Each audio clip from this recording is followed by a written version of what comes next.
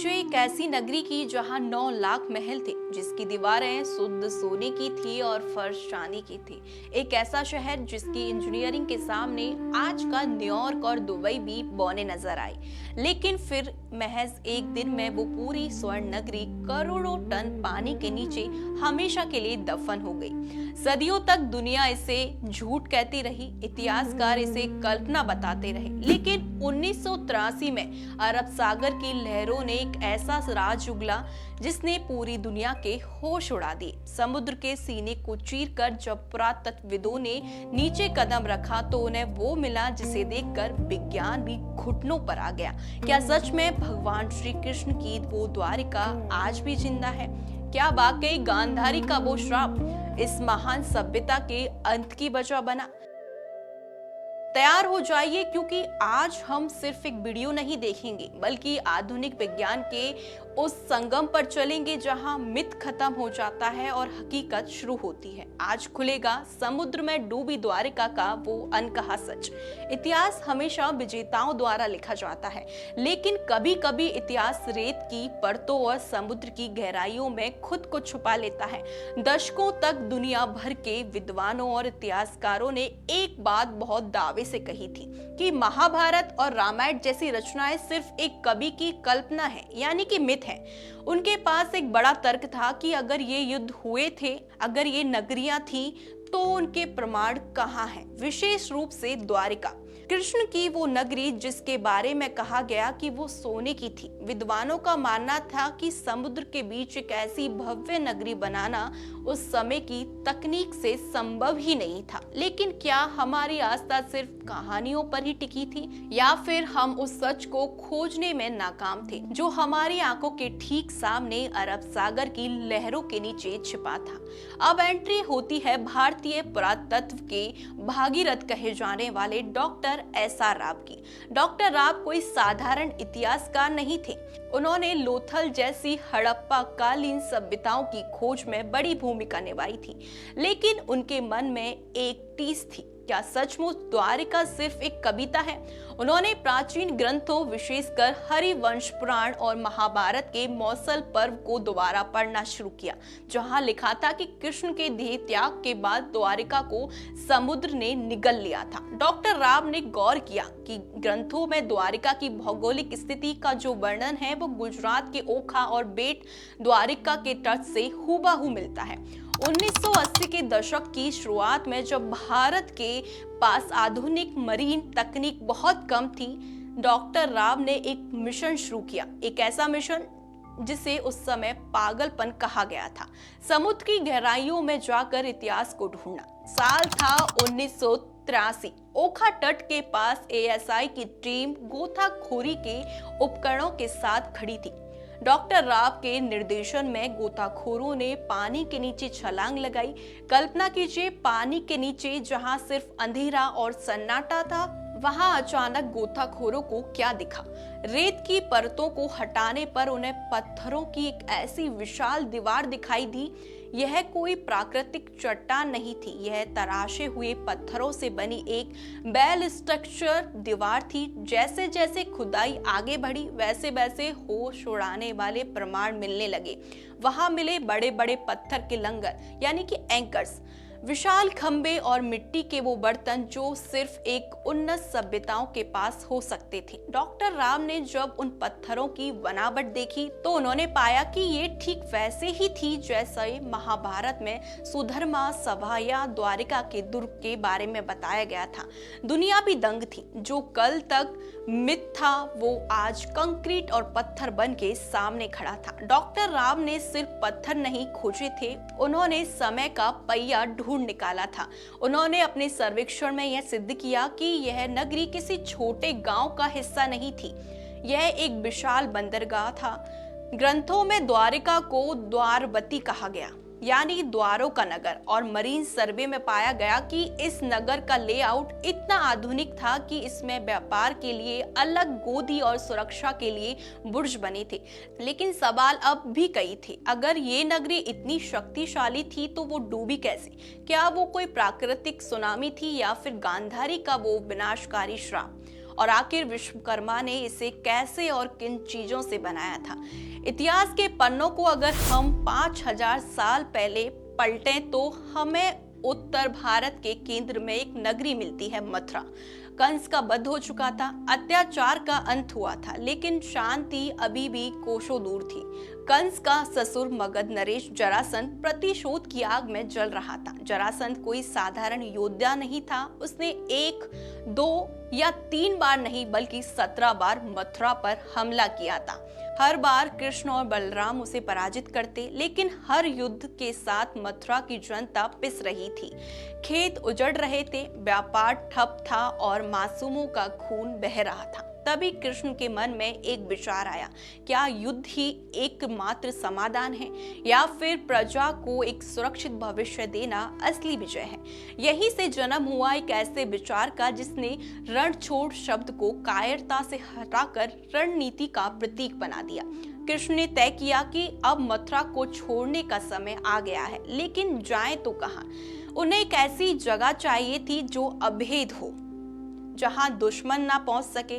उनकी नजर गई भारत के पश्चिम तट पर, जहां अथाह अरब सागर अपनी लहरों से किनारों को चूम रहा था। ग्रंथों में लिखा था कि कृष्ण अपने हजारों अनुयायियों के साथ मीलों का सफर तय कर कुशल स्थली पहुंचे, लेकिन वहां जमीन कम थी और लोग ज्यादा।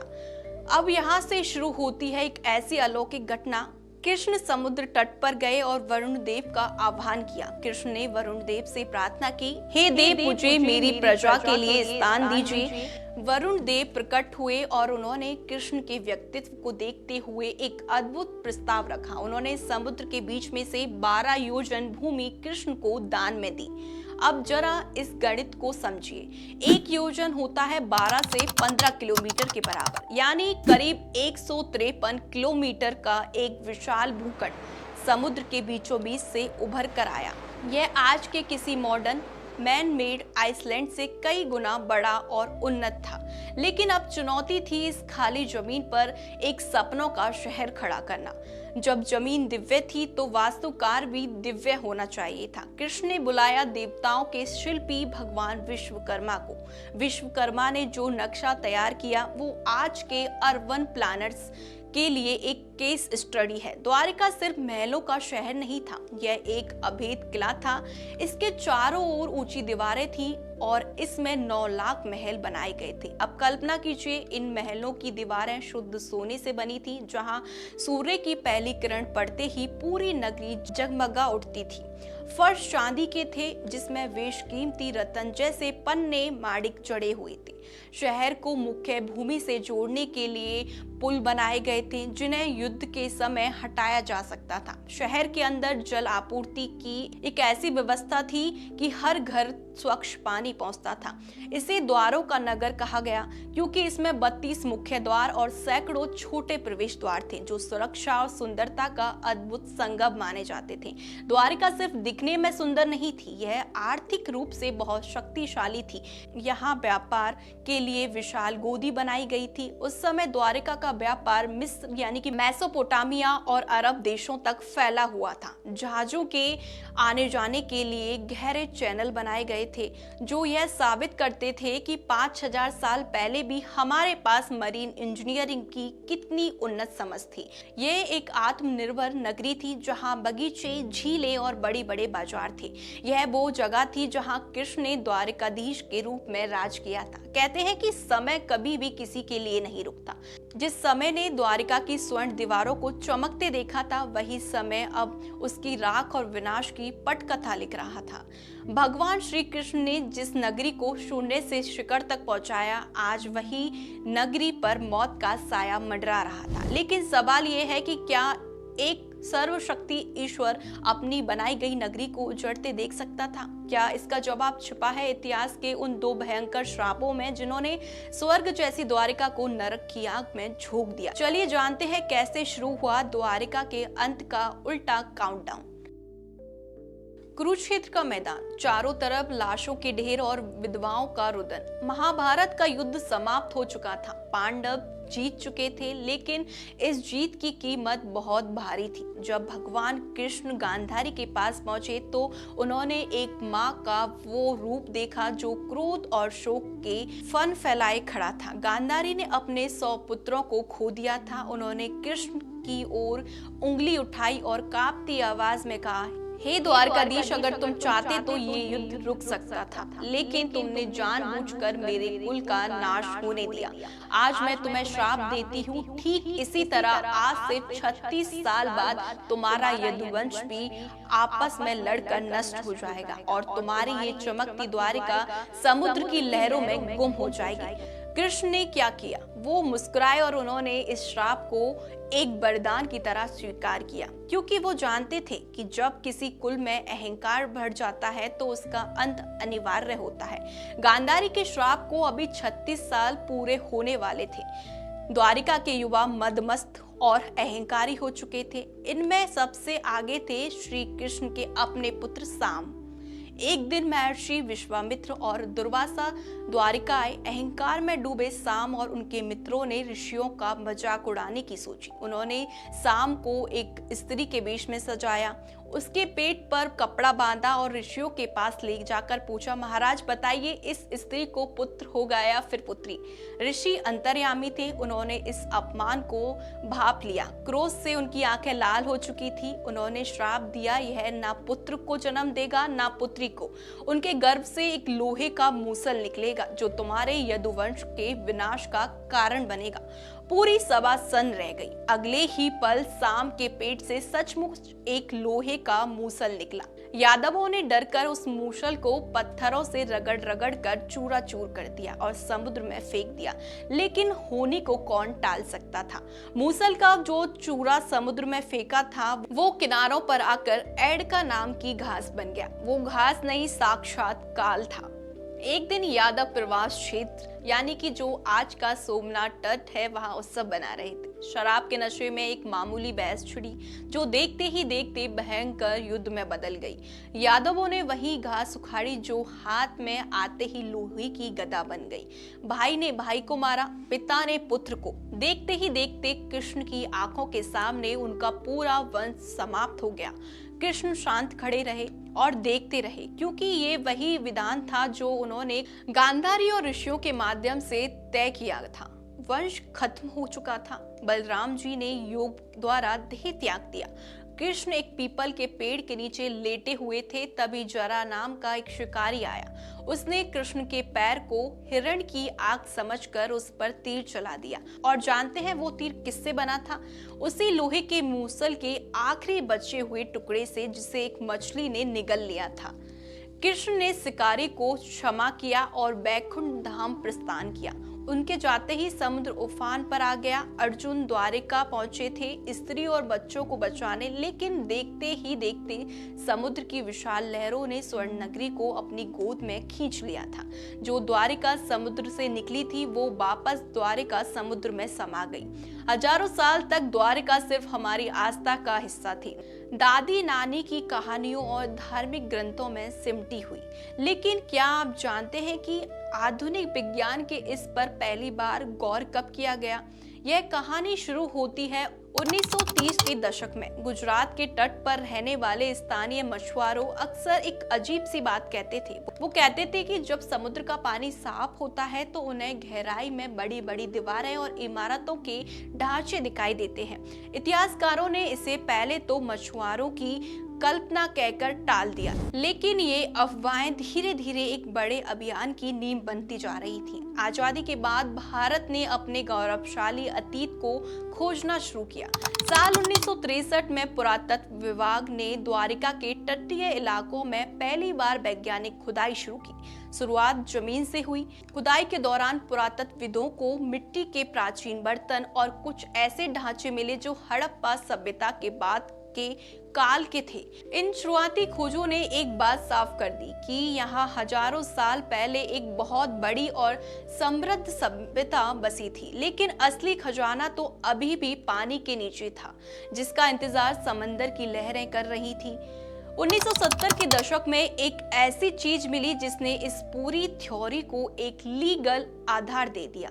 जामनगर के सरकारी रिकॉर्ड्स की जांच के दौरान 6वीं शताब्दी का एक ताम्रपत्र मिला। इस ताम्रपत्र में सिर्फ श्री कृष्ण का जिक्र ही नहीं था, बल्कि यह भी लिखा था कि द्वारिका भगवान श्री कृष्ण निवास स्थली थी। यह एक बहुत बड़ा दस्तावेजी प्रमाण था। इसने इतिहासकारों को मजबूर कर दिया कि वो अपनी किताबों को दोबारा खोलें। अब यह सिर्फ धर्म की बात नहीं थी, यह एडमिनिस्ट्रेटिव रिकॉर्ड का हिस्सा बन चुका था। अब इस कहानी में प्रवेश होता है डॉक्टर एस.आर. राव का। डॉक्टर राव को भारत में समुद्री पुरातत्व का जनक माना जाता है। उनके पास संसाधन बहुत कम थे, ना आज जैसी हाईटेक मशीनें थी, ना ही सैटेलाइट इमेजिंग, लेकिन डॉक्टर राव के पास एक जुनून था। 1980 के दशक में उन्होंने अरब सागर के सीने को चीरकर अंदर झांकने का फैसला किया। उनकी टीम ने जब गोता लगाया तो वो नजारा किसी चमत्कार से कम नहीं था। पानी के नीचे उन्हें पत्थर की एक विशाल दीवार मिली जो 560 मीटर लंबी थी। कल्पना कीजिए, आधा किलोमीटर से लंबी दीवार जो हजारों सालों से पानी का दबाव झेल रही थी। वहां सिर्फ दीवार नहीं थी, पत्थर के तराशे हुए विशाल खंबे और त्रिकोणीय पत्थर के लंगर मिले। ये लंगर बताते थे कि द्वारका उस समय का एक बहुत बड़ा अंतरराष्ट्रीय बंदरगाह था। यहाँ मिस्र और सुमेरिया जैसे देशों से व्यापारिक जहाज आकर रुकते थे। लेकिन सवाल ये था कि ये अवशेष कितने पुराने हैं। डॉक्टर राव की टीम ने उन अवशेषों को लैब में भेजा। जब कार्बन डेटिंग और थर्मोल्यूमिनेंस की रिपोर्ट आई तो इतिहास के पन्ने कांप उठे। इन अवशेषों की उम्र 3000 साल से लेकर 9000 साल तक पुरानी पाई गई। कुछ नमूने तो हड़प्पा सभ्यता से भी हजारों साल पहले के निकले। इसका मतलब था कि द्वारका उस दौर की नगरी थी जब दुनिया के बाकी हिस्सों में लोग शायद कबीलों में रहना भी ठीक से नहीं सीखे थे। डॉक्टर राव ने गर्व से दुनिया को बताया कि द्वारका कोई कल्पना नहीं है, हमारे पूर्वजों की महान इंजीनियरिंग का जीता जागता सबूत है। 25 फरवरी 2024 यह भारत के कैलेंडर पर सिर्फ एक और तारीख नहीं थी, यह वो दिन था जब आधुनिक भारत के प्रधानमंत्री ने हजारों साल पुराने गौरवशाली अतीत के सामने नतमस्तक होने का फैसला लिया। गुजरात के पंचकुई तट और अरब सागर की वो लहरें जो सदियों से श्री कृष्ण की नगरी की रक्षा कर रही थी, उस दिन एक अनोखे गवाह बनने वाली थी। एक तरफ दुनिया की सबसे तेजी से बढ़ती अर्थव्यवस्था का नेतृत्व और दूसरी तरफ वो अटूट आस्था जो हमें हमारी जड़ों से जोड़ती है। प्रधानमंत्री नरेंद्र मोदी ने उस दिन सिर्फ गोता नहीं लगाया था, बल्कि उन्होंने हर भारतीय की उस जिज्ञासा को शांत किया था जो सदियों से पूछ रही थी, क्या सचमुच हमारे द्वारका आज भी वहां है। गोताखोरी कोई आसान काम नहीं है, खासकर तब जब आप समुद्र के उस हिस्से में जा रहे हो जहां लहरों का दबाव और गहराई बड़े बड़े अनुभवी गोताखोरों को चुनौती देती है। 73 साल की उम्र में प्रधानमंत्री का यह साहस सिर्फ एक विजिट नहीं था, यह एक तपस्या थी। भारतीय नौसेना के कमांडो और विशेषज्ञों की निगरानी में प्रधानमंत्री ने समुद्र के नीले पानी में छलांग लगाई। वो धीरे धीरे उस गहराई की ओर बढ़ रहे थे जहां समय ठहर गया था, जहां पत्थर सिर्फ पत्थर नहीं है बल्कि हजारों साल पुरानी एक महान इंजीनियरिंग और सभ्यता के अवशेष हैं। समुद्र के तल पर पहुंचकर प्रधानमंत्री ने जो किया उसने पूरी दुनिया के करोड़ों कृष्ण भक्तों की आंखों में आंसू ला दिए। उन्होंने अपने साथ ले जाया गया एक मोर पंख समुद्र की उस गहराई में उन प्राचीन अवशेषों पर अर्पित किया। यह मोर पंख सिर्फ एक भेंट नहीं थी, यह संदेश था श्री कृष्ण को कि हे द्वारकाधीश, आपका ये राष्ट्र आपको कभी बुला नहीं सकता। आपको ये नगरी आज भी हमारे अस्तित्व का आधार मानती है। पानी के अंदर हाथ जोड़कर प्रार्थना करते हुए प्रधानमंत्री की वो तस्वीर सिर्फ सोशल मीडिया पर वायरल होने के लिए ही नहीं थी, वो भारत के सांस्कृतिक पुनः जागरण की सबसे बड़ी गवाही थी। दशकों तक दुनिया के इतिहासकारों और यहाँ तक कि हमारे अपने देश के कुछ लोगों ने द्वारका को काल्पनिक कहा था। उन्होंने कहा था कि ये सब सिर्फ कहानियां हैं, लेकिन जब देश का प्रधानमंत्री खुद उन पत्थरों को छूकर आता है, तब वो उन नक्काशीदार खम्भों के बीच बैठता है तो वो उन तमाम दावों को ध्वस्त कर देता है। यह दौरा सिर्फ आध्यात्मिक नहीं था, यह जियोपॉलिटिकल और हिस्टोरिकल संदेश था। दुनिया को बताया गया था कि भारत का इतिहास सिर्फ 200 से 300 साल ही पुराना नहीं है और ना ही हम सिर्फ हड़प्पा तक सीमित हैं। पीएम मोदी ने बाहर आकर कहा कि आज मुझे वही अनुभव हुआ जो भगवान श्री कृष्ण के समय में रहा होगा। ये सिर्फ एक यात्रा नहीं थी, ये दिव्य अनुभूति थी। उनके इस दौरे ने डॉक्टर एसआर राव के उस अधूरे मिशन को एक नई ऊर्जा दी, जिसे सालों पहले फंड की कमी की वजह से रोक दिया गया था। प्रधानमंत्री का ये दौरा सिर्फ पानी के अंदर तक ही सीमित नहीं था। उन्होंने उसी दिन सुदर्शन सेतु का उद्घाटन भी किया, जो ओखा को बेट द्वारिका से जोड़ता है। ये सबूत है कि हम सिर्फ प्राचीनता में ही नहीं जीते, हमें प्राचीनता को आधुनिक भविष्य से जोड़ना जानते हैं। आज की द्वारिका बदल रही है। एक तरफ वो भव्य मंदिर है जहां शिखर पर 52 गज की ध्वजा लहराती है और दूसरी तरफ वो अंडर वाटर हेरिटेज साइट है, जिसे अब पूरी दुनिया एक नए पर्यटन और शोध केंद्र के रूप में देखती है। 5000 साल, अरबों लहरें और ना जाने कितने हजारों सवाल। आज उस समंदर ने अपनी खामोशी तोड़ दी। द्वारिका की ये कहानी सिर्फ बीते हुए कल की दास्तान नहीं है, ये आज के भारत के आत्मगौरव की हुंकार है। दशकों तक हमें सिखाया गया कि हमारा गौरवशाली इतिहास सिर्फ कहानियां हैं, लेकिन डॉक्टर एसआर राव के अटूट जुनून से 2024 में प्रधानमंत्री नरेंद्र मोदी के उस मोरपंख अर्पण तक भारत ने साबित कर दिया था कि सत्य को समुद्र की गहराइयों में छुपाया तो जा सकता है, लेकिन मिटाया कभी नहीं जा सकता।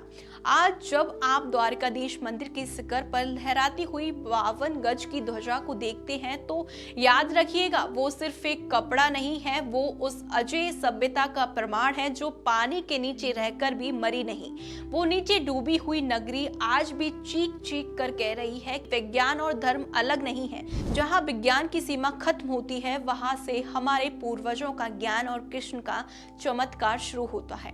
द्वारिका सिर्फ एक शहर नहीं, एक एहसास है, एक ऐसा सच जिसे झुटलाना अब मुमकिन नहीं। अगली बार जब आप समुद्र की लहरों की ओर देखें तो गौर से सुनिए, शायद उन लहरों के शोर में आपको आज भी कन्हैया की बांसुरी की धुन सुनाई देगी। क्योंकि द्वारिका डूबी जरूर थी, पर कृष्ण का सत्य आज भी लहरों के ऊपर तैर रहा है। ये वीडियो सिर्फ एक जानकारी नहीं, हमारे इतिहास के प्रति एक श्रद्धांजलि है। अगर आपको अपनी इस सनातन विरासत पर गर्व है तो कमेंट में जय द्वारकाधीश लिखना ना भूलें और इस सच को दुनिया के कोने कोने तक पहुंचाने के लिए वीडियो को जरूर शेयर करें। मैं हूं आपके साथ प्राची मिश्रा, फिर मिलेंगे इतिहास के किसी और दबे हुए पन्ने को खोलने के लिए। तब तक के लिए जागते रहिए, जानते रहिए। जय हिंद, जय द्वारकाधीश।